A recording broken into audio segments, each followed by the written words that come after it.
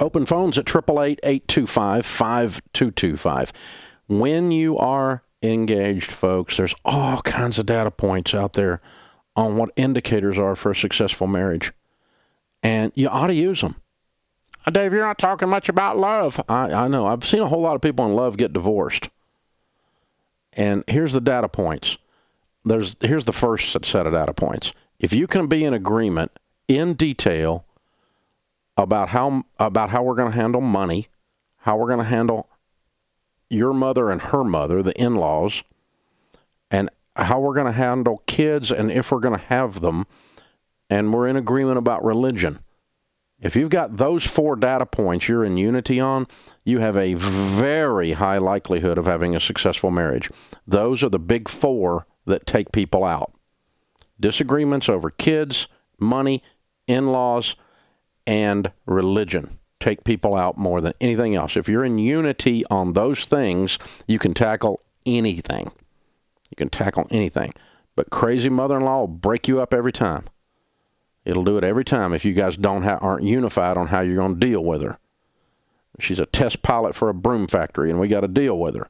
That's the thing, So you got to work this out. You got to have these things laid down. And your number 1 cause of divorce in North America right now: money fights and money problems. You're not unified on the way to handle the number 1 problem area.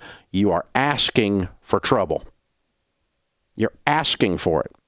If the number 1 cause of getting killed by a bear was to walk down Willow Lane, you would never walk down Willow Lane because people get killed by bears there. It's kind of simple, And that's what this is.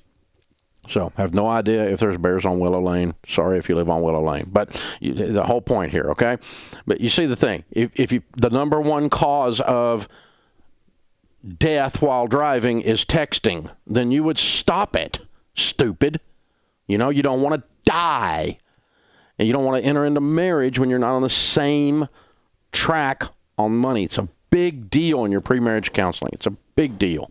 That's why a lot of pastors and a lot of marriage counselors are giving Financial Peace University are requiring it as part of their pre-marriage counseling.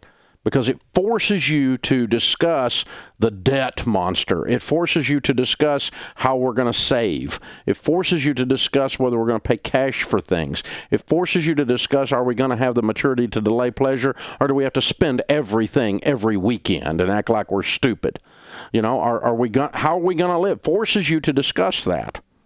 And if you can get on the same page on that, man, it's a big plus for your marriage. It's a big, big deal.